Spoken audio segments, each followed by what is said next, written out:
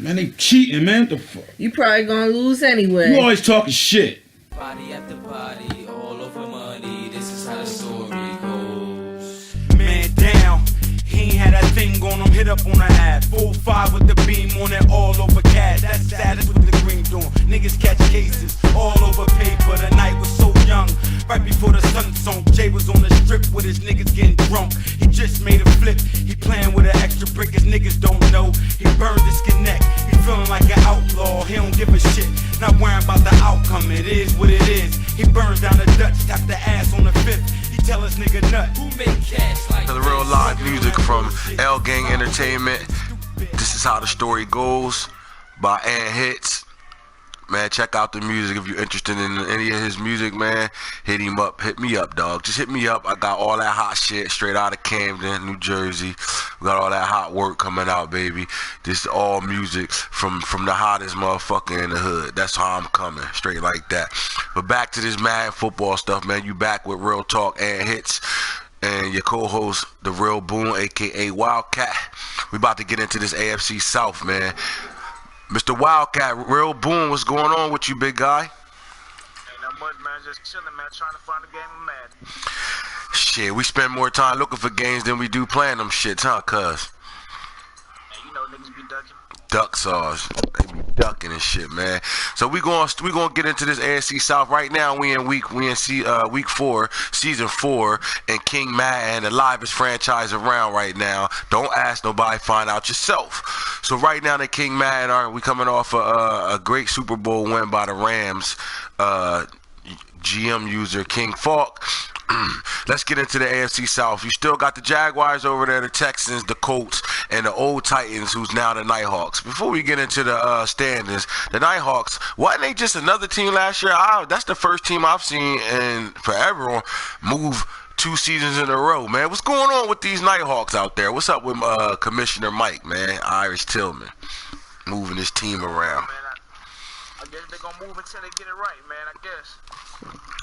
Right? They be sending them motherfuckers packing. The fans like, yo, y'all don't win, y'all got rolled. Fuck that. They sending them packing. You want to keep losing, get the fuck out of our city. You're not sticking around here, dog. So right now you got the Jags on top of the AFC South. They actually won it 3 years in a row. They 4-0. You got the Texans. That's 2-2 right now. That's the user GM Hamos is their coach. You got the Colts. That's the Bull DC hitter. They 1-2 right now. And then you got Nighthawks, Irish Tillman sitting at 1-3 right now. Let's go back to the beginning of this season and talk about the draft, man. Who do you feel out of the AFC South had the best draft? I gotta go with the Texans, man. The Texans, they actually drafted some nice players, man, to fill some holes. So the Texans, you're gonna say, well, all right, so let's go talk about the Texans draft here right now. Who stood out to you in their draft? Had to be Bernard McClendon, man, the D tackle, man, stud.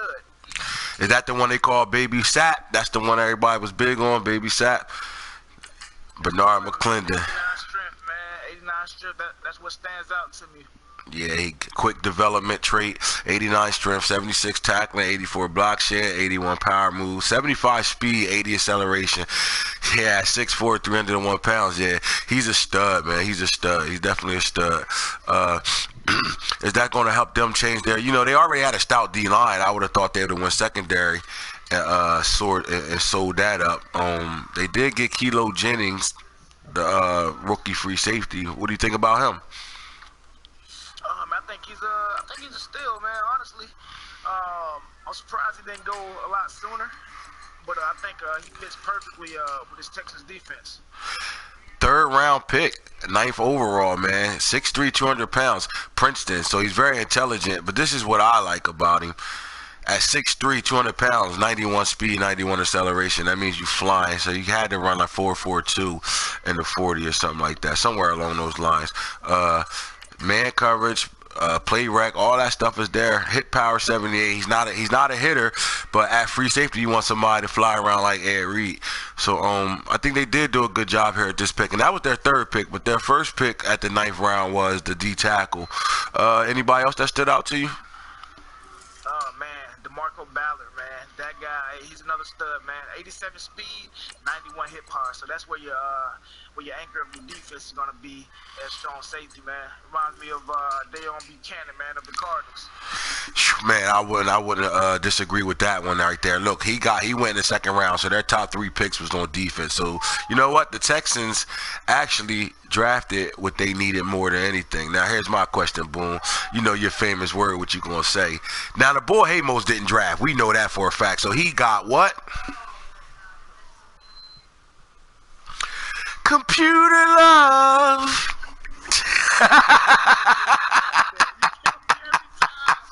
He got computer love. Computer love.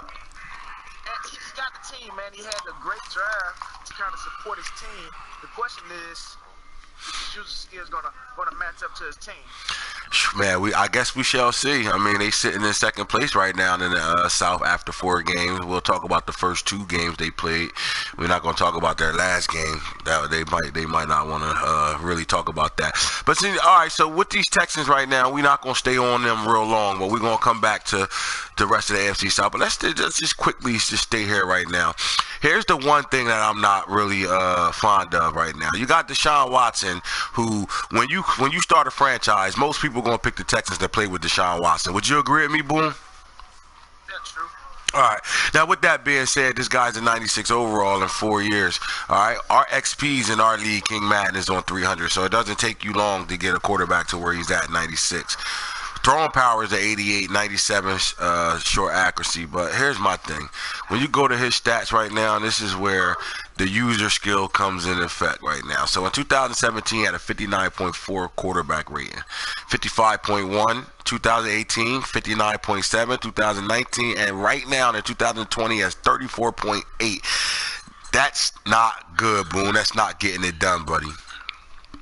Nah, man, he's on track to basically beat his record of 54 picks in a season.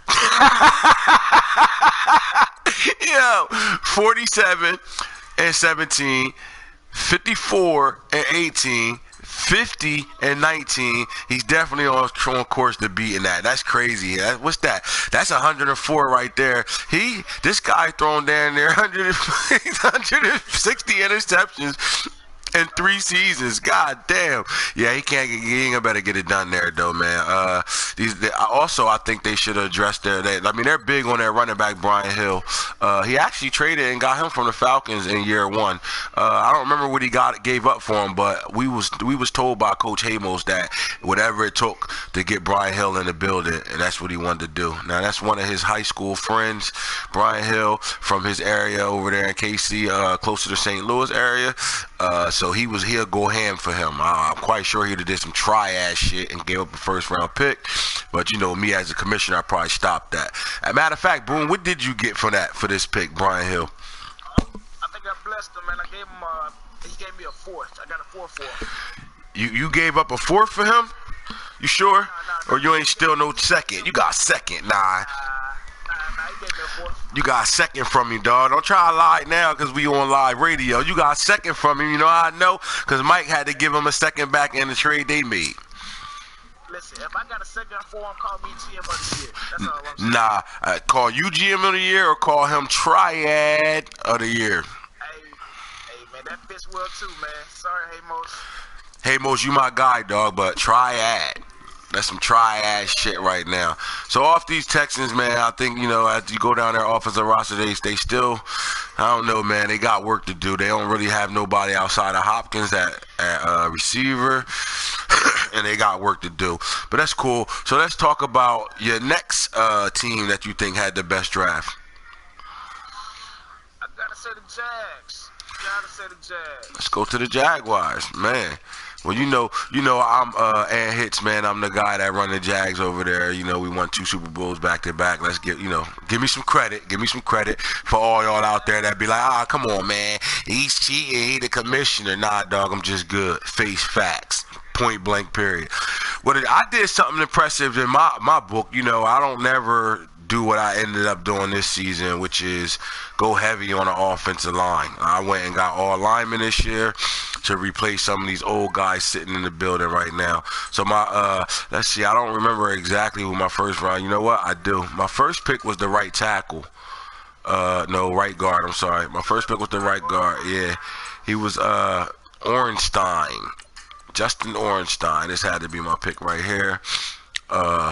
I scouted him all year, man, and I knew why I would go line. Yeah, this was my first pick. I had the 12th pick, and then I had a late first round pick as well.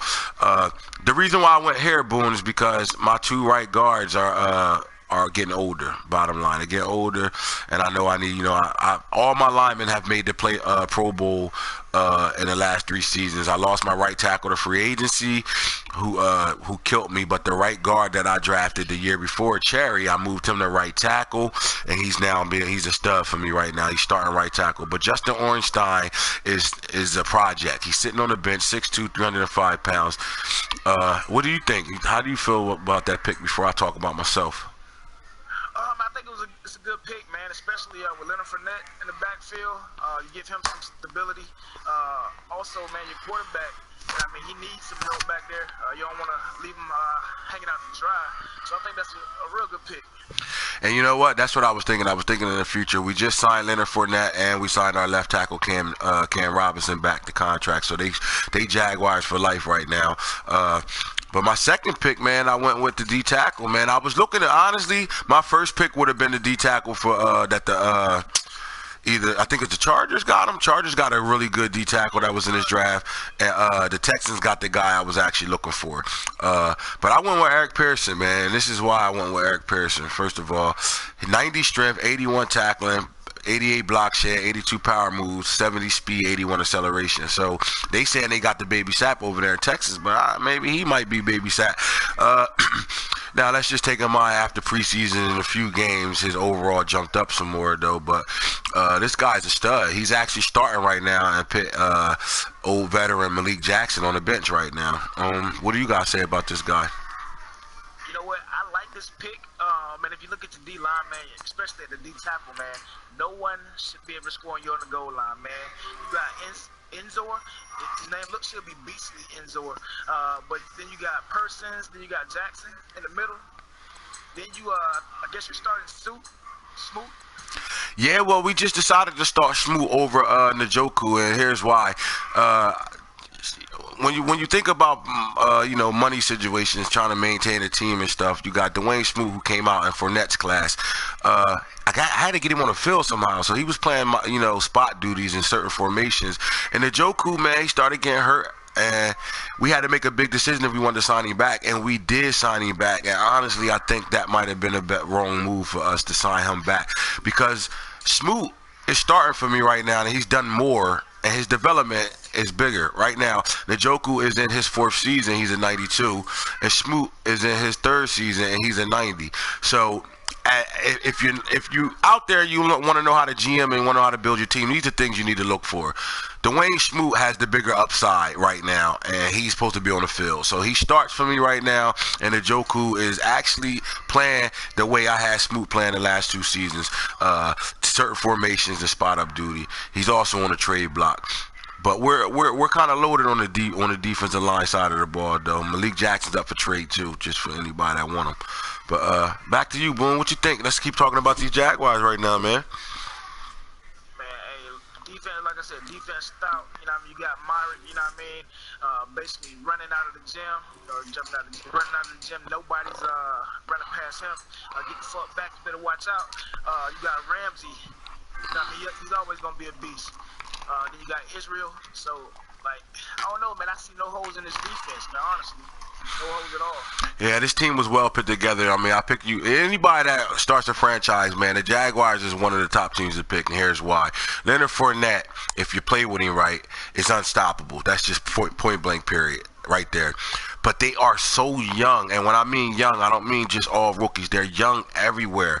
So your upside with this team is very good if you know how to manage it right. So most people that go pick the Jaguars, man, everybody got their flavor. Oh, Fournette. But there's so many pieces on this team that's there already. And if you just get a quarterback and move around a little bit. Like what I did was I got Monte Nicholson for a 3rd round pick. I got rid of Allen Hurns to the Redskins, and I shored up my safety. He was the 2nd fastest safety in the 2017 draft class, and as you see, he's a 93 right now, and he's been balling for me. He's a big hitter, and he get interceptions. He actually was the defensive player of the year in the AFC last year. I drafted in my first draft Antoine Walker, got him with my 2nd pick. He's a stud. As you can see, I'm 24 years old. In his 2nd year, he's a 99 overall right now. So the pieces is there, man. Yeah, they were holes I need to fill because Barry Church was old as dirt. And then you got, like I said, the free safety position I felt was a need. But I went with Tyrod Taylor to win me 2 Super Bowls right away. I needed a mobile quarterback to go along with Fournette. But in the 5th round, I drafted Wade Farquhar. This guy, 5th round. Right, 5th round pick, lit up green, everything, lit up green, superstar. When I picked him, this was a great pick. For those that be in the draft and y'all see these undrafted players, if they light up green, they're telling you that they're special. It's always hit and miss until you hit that button and pick them.